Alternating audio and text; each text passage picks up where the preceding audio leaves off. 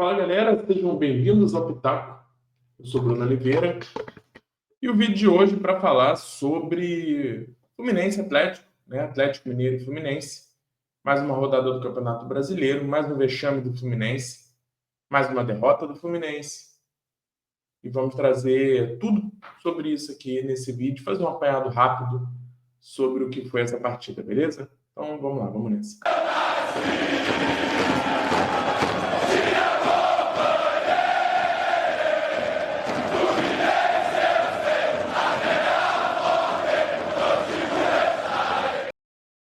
Fala galera, voltamos em definitivo aqui para mais um vídeo do Pitaco. Vamos trazer aqui, como eu falei, né, um pós-jogo rápido aqui sobre a derrota do Fluminense lá em Minas Gerais para o Atlético Mineiro. Perdemos por 3-2. O Fluminense fica estagnado na tabela de classificação, vê adversário chegando próximo, né? E perdemos uma excelente oportunidade de subir na tabela. Então, antes da gente começar, vou pedir para os amigos deixar aquele like, se inscreverem no canal e ativar as notificações também. Se vocês ainda não fizeram isso, vai ajudar bastante a gente aqui, beleza?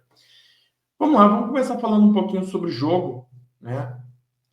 Foi um jogo difícil porque para o Tricolor, né? Um jogo difícil para o Tricolor porque o Fluminense ele abre o placar, ele sai na frente. Até então, um Atlético Mineiro que não produzia nada. E o Fluminense, ainda assim, consegue... Ele toma a virada, depois busca o empate. E depois, no finalzinho, provando do próprio veneno, né? O Fluminense que conquistou algumas vitórias nos acréscimos, no último lance. Dessa vez, foi o Atlético Mineiro. Então, perdemos para o time que foi derrotado pelo lanterna do Campeonato Chileno, que jogou com time reserva, inclusive. O Atlético Mineiro. Então, falando um pouquinho, começar um pouco sobre o jogo, para daqui a pouco a gente passar algumas impressões que ficaram sobre a partida, né?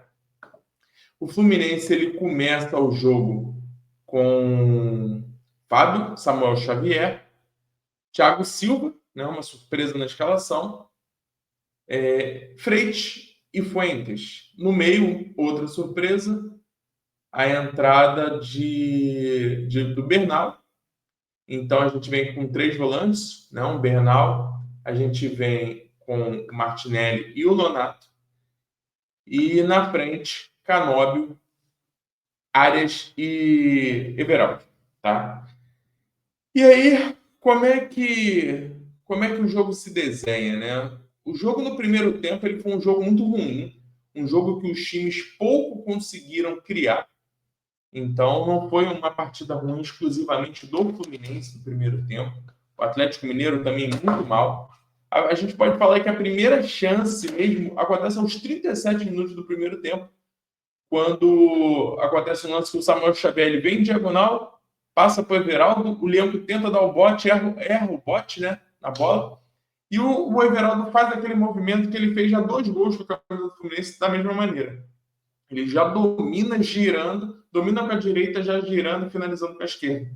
Só que hoje ele tinha um pouquinho de espaço. Então, de repente, daria até para o Everaldo não ter finalizado assim que ele girou, daria para ele ter ajeitado a bola, finalizado com mais tranquilidade, mas faz a jogada, já dá para ver que é uma jogada característica do Everaldo, né? E infelizmente a bola sobe. Então, o Fluminense tem a primeira finalização aos 37 do primeiro tempo. Aos 44, uma jogada do Galo, né? Um escanteio batido pelo Scarpa, o Júnior Alonso sobe sozinho e cabeceia para fora. E aí, esse é o primeiro tempo, né? Primeiro tempo fraquíssimo, que a bola sofreu. A bola, o torcedor, esses foram os maiores sofredores da noite de ontem. E aí começa o segundo tempo, né? Aos 10 minutos, o Fluminense abre o placar. Numa jogada em que o Canóbio ele tenta uma tabela com o Fuentes. Na hora que ele vai fazer a devolução, ele erra o passe. Né? O gol ele começa de um erro do Fluminense, passa por um erro do Atlético, e aí está o primeiro gol do Fluminense.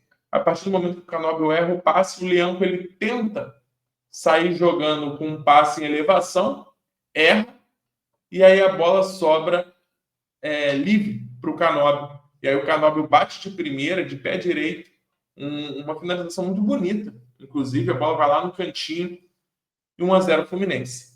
E nesse momento, gente, o Fluminense estava bem, né?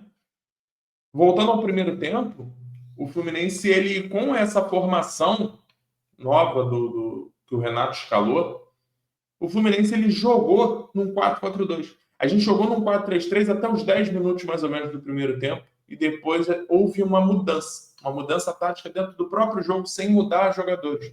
O Renato passa a jogar naquele 4-4-2 clássico no losango, né? Algo inclusive que a gente vem falando aqui há algum tempo.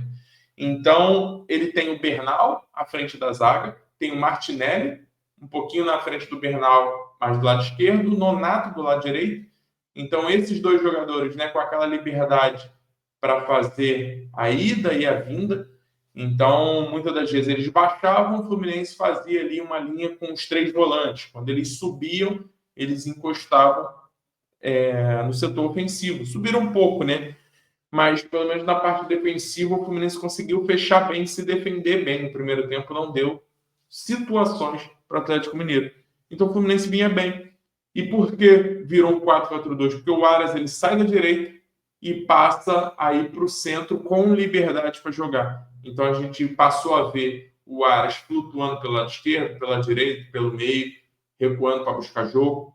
E isso influenciou também na posição do Canóbio. O Canóbio sai da ponta esquerda e passa a ter também liberdade para ser um segundo atacante. Tanto é que muitas das vezes a gente vê o Canóbio indo para o lado direito, ele passa a ser aquele atacante mais móvel, né? Não um atacante de flanco apenas fixo lá do lado esquerdo. Então, assim, o Fluminense consegue travar o jogo, não sofrer, não oferecer risco ao Atlético, mas também não sofreu. E aí, a gente passa, né, meio que a jogar por aquela famosa única bola, né? Aquela chance única que a gente sempre busca. E aí, quando isso dá certo, excelente, foi o que aconteceu com o gol do Canóbio aos 10 minutos. Inclusive, aos 15, tem uma outra chance do Fluminense, né? Um contra-ataque rápido. O Aras recebe, gira, já dá de primeiro no Fuentes. O Fuentes consegue passar pelo Rony, passa na força, deixa o Rony no chão, vai na linha de fundo. Só que aí, na hora, isso aí é algo que eu sinto muita falta, né? Essa falta do capricho. Na hora que o jogador do Fluminense consegue chegar na linha de fundo, falta o capricho para achar o companheiro melhor posicionado. Muitas das vezes os nossos laterais, os nossos ponteiros têm conseguido chegar na linha de fundo, que é algo difícil, mas a gente tem conseguido. Só que na hora do último passe, parece que os caras simplesmente fecham os olhos e dão uma porrada para a área. Né? Então foi inclusive o que aconteceu nesse lance do Fuentes. Ele bate alto, forte, e aí, se eu não me engano, o Everson, acho que ele ainda chega a raspar na bola, então tira a bola do Canóbio e vai. Mas foi uma boa jogada do Fluminense. E aí, aos 19, tem uma chance do Galo, uma chance claríssima, né? O Scarpa cruzando, o Freitas, ele erra o bote, né? Erra o corte de uma maneira bizarra, simplesmente bizarra. E foi tão bizarro que o Natanael, que é o lateral direito, que estava entrando na área como elemento de surpresa, não esperava. E a bola bate na canela do Natanael, e aí ele perde a oportunidade claríssima para o Atlético, né? E aí, aos 27 minutos, substituição no Fluminense. Entram o Serna no lugar do Everaldo e o Hércules no lugar do Nonato. Então, o que pareceu nesse momento é que o Nonato estava cansado, né? Isso, inclusive, é algo que vem sendo uma constante. Mesmo os caras tendo ficado uma semana sem jogar, uma semana de preparação, não jogaram no meio, não viajaram, e o Nonato ele sai provavelmente por cansaço. E aí, a partir do momento que ocorrem essas substituições, aí o Galo começa a vir para cima. O Renato ele perde o jogo nessas mudanças. Não necessariamente pode ter sido um erro proposital, pode ter sido uma substituição forçada. Né? E aí não tem o que fazer. Mas é fato que o jogo vira para o Galo a partir das substituições do Fluminense. O Cuca também faz as substituições, consegue botar o Atlético Mineiro com muito mais gente na frente, consegue liberar os seus laterais para jogar dentro do campo do Fluminense. E aí, aos 31, vem o empate, né? Numa jogada que a bola, o Rubens recebe, dribla o Canóbio de uma maneira assim que mais um gol sofrido pelo Fluminense em uma situação que o Fluminense poderia ter parado a jogada e não parou. O Canóbio, ele simplesmente deixa o Rubens passar, né? Ele poderia ter parado a jogada ali, mas ele deixa o Rubens passar. E o Rubens passa por ele. O Hércules, que estava um pouco atrás da jogada, poderia também ter dado um pique ali, poderia ter se esforçado um pouco para tentar chegar na bola. Não acredito que chegaria. O Rubens estava numa distância ali considerável na frente. E a defesa estava se organizando, né? O Samuel Xavier ficou meio sem saber o que fazer. Então, o Thiago Silva também. Então, foi uma jogada ali meio que. Eu acho que tudo começa no momento em que o Canóbio não faz a falta e permite que o Rubens passe por ele. E aí, o Rubens, à medida que ele vai conseguindo progredir, ele finaliza de uma maneira muito feliz. A bola vai lá no ângulo do Fábio. Então, 1-1. Nesse momento aí, a torcida do Galo estava xingando já, chamando de time sem vergonha, e o Fluminense toma um gol num momento que era o pior momento para o Atlético, né?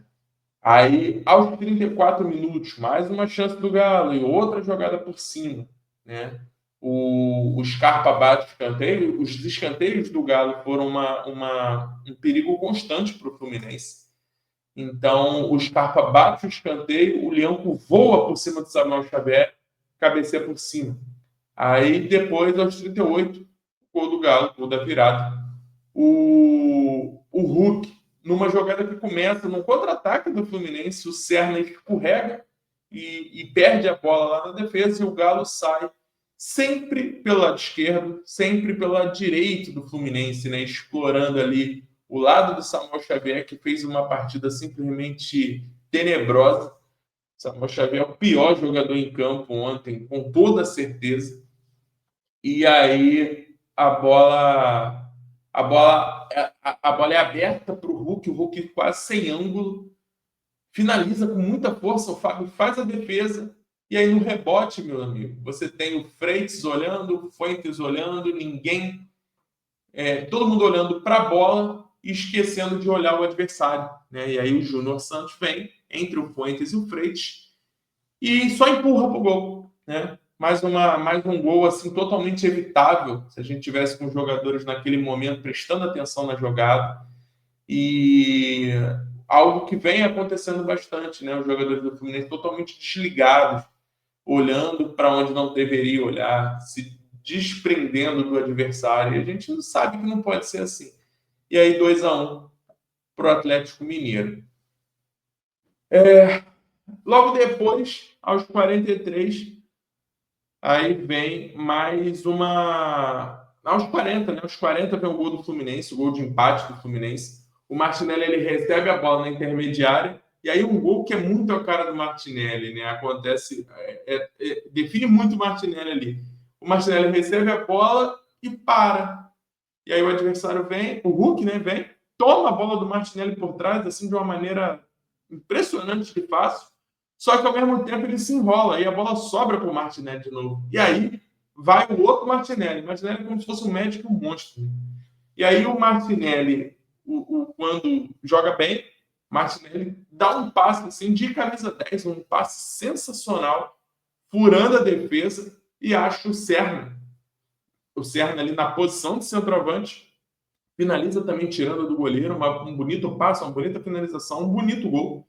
2-2 Fluminense. E aí, meus amigos, nesse momento, faltando aí 8 minutos para acabar o jogo, nosso querido treinador Renato Gaúcho pedindo para acabar, né? Acabou, porra. Um jogo totalmente na mão do Fluminense, um jogo totalmente viável para se trazer 3 pontos, e a covardia do Renato, ela é escancarada nesse momento, quando com um empate ele perde o fim do jogo, se contentando ali com um ponto. Talvez ele esqueça o time que ele está treinando, né? Talvez ele esqueça as pretensões que o Fluminense deveria ter. E aí vem mais um lance do Galo, aos 43, um cruzamento. Esse lance, ele traz pra gente talvez a defesa mais bonita de um goleiro do ano de 2025. Né? Um cruzamento que vem do lado direito. O Samuel Xavier, numa jogada impressionante, que o Samuel Xavier vem marcando o Rubens, o Bernard vem entrando, os zagueiros cercam o Bernard e o Samuel Xavier, ao invés dele continuar na marcação do Rubens, ele dá 2 passos para dentro para também ir no Bernard. Então ele simplesmente abandona o Rubens. E no que ele abandona o Rubens, a bola vai no Rubens. E aí o Rubens finaliza de primeira. E o Fábio, meu amigo, mesmo aos 44 anos, faz uma defesa ali com os pés, a bola bate no pico do pé dele, sobe, sai para escanteio, uma defesa assim simplesmente inacreditável, né? É uma defesa padrão Fábio mesmo, que talvez só ele consiga fazer. Um jogador que mesmo com essa idade segue salvando o Fluminense, segue sendo um grande diferencial, né? E aí depois o Galo emenda ali 3 jogadas seguidas de escanteio para a área, batidas no mesmo lugar, da mesma maneira. E aí sai o gol. Né? Na terceira delas sai o gol. O Hulk bate o escanteio, o Igor Gomes sobe, o Thiago Silva chega atrasado e o Igor Gomes cabeceia praticamente sozinho. Gol do Atlético Mineiro, 3-2. E aí não tem mais. Né? Final, Atlético Mineiro 3, Fluminense 2. Mas é uma vergonha. Mais uma vergonha. É uma postura de time pequeno, um time que simplesmente vinha conseguindo segurar o resultado, assim mais ou menos como a gente, muito parecido com o que a gente fez contra o Corinthians, né? Só que o time simplesmente derreteu. O time, a partir do momento que saiu o Nonato e saiu o Everaldo e entraram o Serna e o Hércules, o time derreteu, né? Percebe-se ali que houve uma queda física de rendimento do nosso meio-campo, né? O Bernal e o Martinelli, que são jogadores que a gente tem visto isso acontecendo com frequência, não à toa. Antes disso, o Renato já tinha perguntado para o Martinelli se ele estava bem. Então, assim, não estou jogando a culpa do Martinelli, não teve culpa alguma. Estou falando do time. E o time simplesmente ele morreu fisicamente. E o Atlético Mineiro, inflamado com as substituições, empurrou o Fluminense, jogou o Fluminense nas cordas ali. E, cara, não dá, né, gente? Não dá para aceitar esse tipo de postura, esse tipo de comportamento do time do Fluminense, jogando por uma bola, abdicando de futebol. É muito desagradável, é muito ruim para o torcedor. A gente vê um treinador que abriu mão, mais uma vez, de se garantir na Sul-Americana. Acima de tudo, não foi só garantir os 3 pontos, garantir dinheiro também, porque vitória na fase de grupo da Sul-Americana rende dinheiro ao Fluminense. Então a gente pode dizer que o Renato Gaúcho, além do 1.700.000 que ele ganha, ele dá prejuízo ao clube. Né? E aí, assim como aconteceu na semana do jogo contra o Botafogo, onde ele manda todos os reservas para jogar fora, o Fluminense não consegue o resultado na Sul-Americana contra times semi-amadores, fica a semana toda no Rio de Janeiro e quando chega no jogo do final de semana, o Fluminense simplesmente pipoca. Aconteceu isso contra o Botafogo, onde a gente perdeu, foi engolido pelo Botafogo, e aconteceu agora contra o Atlético Mineiro. Né? Não foi um jogo tipo como foi contra o Botafogo, né? Não é que o Atlético tenha sido muito superior, mas fez por merecer o resultado. Um Fluminense covarde. O Renato, inclusive, ainda morre com uma alteração na mão, né? Porque ele coloca o Renato Augusto e o Keno ainda para tentar alguma coisa no segundo tempo, tirando o Bernal e tirando. Eu nem lembro quem foi o outro. Saiu o Bernal e.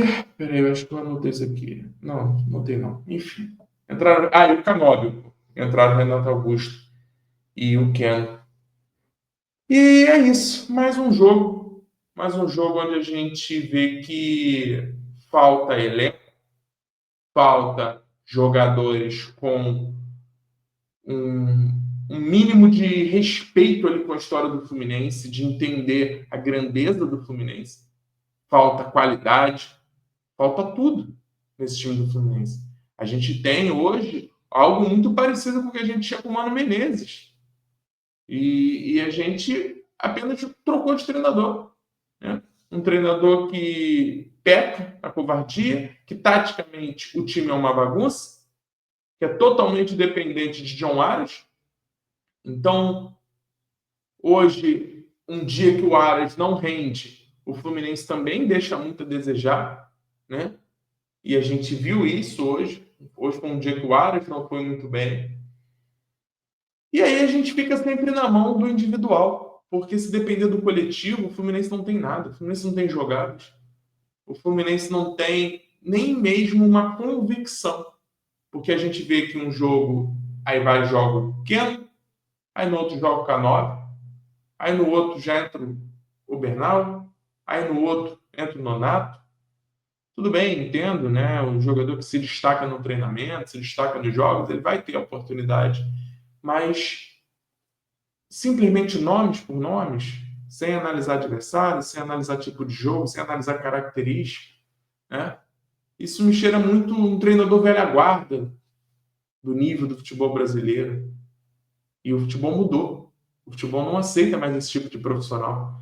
Então, é uma incompetência gigante, primeiramente, dos jogadores, que são quem trazem, quem faz o futebol do Fluminense, são os jogadores.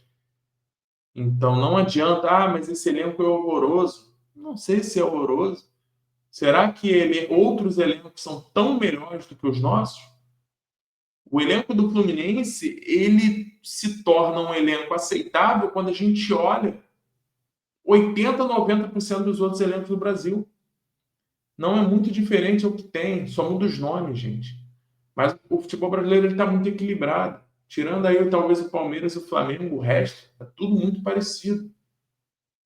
Então, não adianta ficar só jogando a culpa no elenco. É o que tem.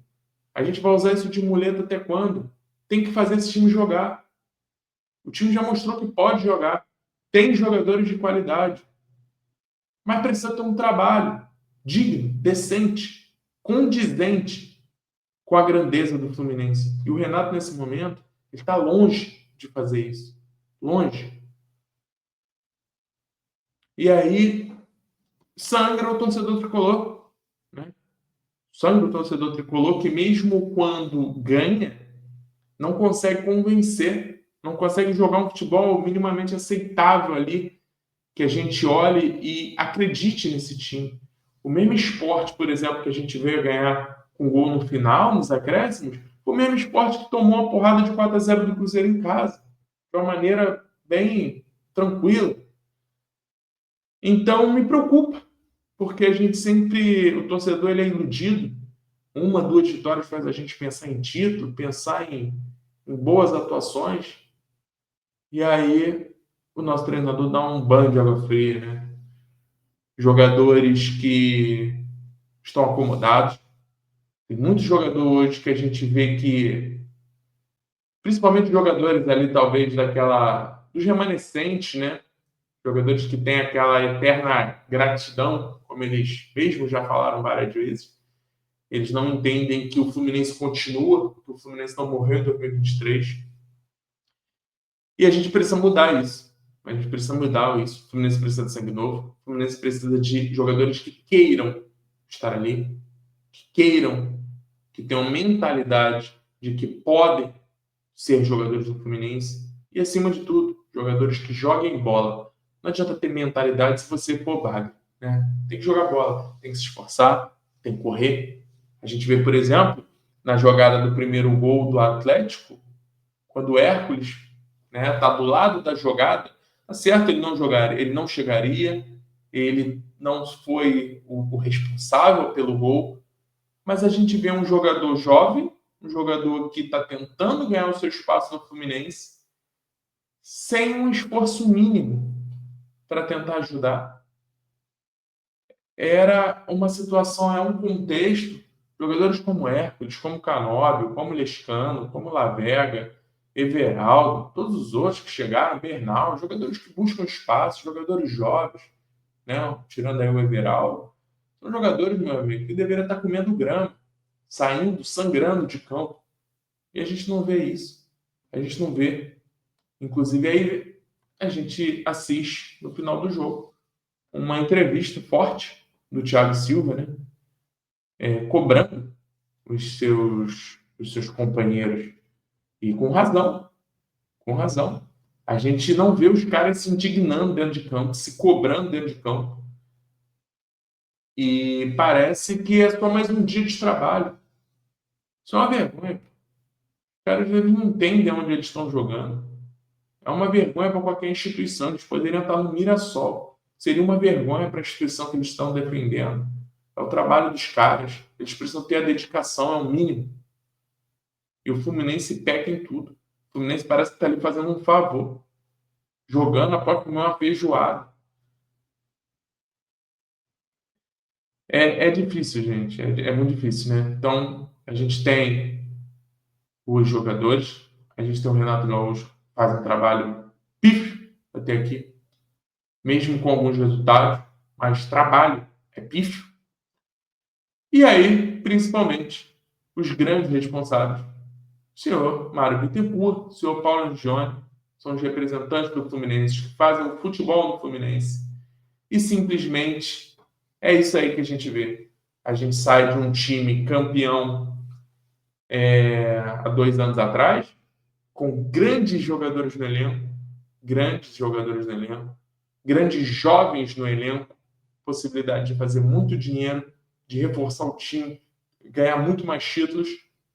E hoje a gente vê, 2 anos depois, um Fluminense que vai ter dificuldade talvez na Sul-Americana, que não tem um jovem mais decente para ser vendido, que não tem tirando aí talvez o Ares, um grande craque incontestável, né? O que se tornou o Fluminense em 2 anos?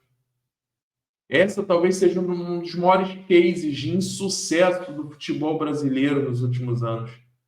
Um time que tinha tudo em 2023 e que 2 anos depois é totalmente irreconhecível.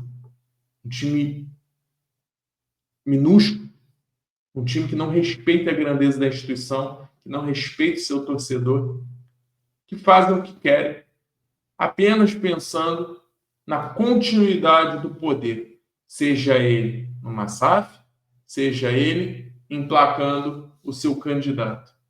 Deveriam parar e pensar um pouco mais na instituição do que em si. Olhar um pouco mais para os interesses do Fluminense, olhar um pouco mais para os interesses do torcedor tricolor. E eles não fazem. E aí, a cada jogo, a gente, ao invés de estar vindo aqui comemorar vitórias, o Fluminense tentando buscar título, a gente vem aqui desabafar. Falar de mais um resultado adverso, de mais uma atuação ruim. Até quando? Até quando vamos ter isso? Esse é o Fluminense? Esse é o Fluminense que vai chegar no Mundial? Esse vai ser o Fluminense que vai brigar até o final do ano? É mais um ano para torcer pelos 45 pontos? Esse é o Fluminense. Cansa, gente. Cansa. Não é fácil estar aqui, né, falando de mais um vexame. Mas isso é o que o Fluminense entrega para a gente. Então agora cabe a nós esperar o próximo jogo e torcer mais uma vez, que é o que resta. Próximo jogo, o Fluminense sai para enfrentar o Juventude pela 9ª rodada do Campeonato Brasileiro e precisa vencer. Uma competição que todo jogo é uma final. E isso não é um clichê, é uma realidade. E o Fluminense precisa pegar os pontos que perdeu no jogo de hoje. Não dá para deixar pontos pelo caminho, né?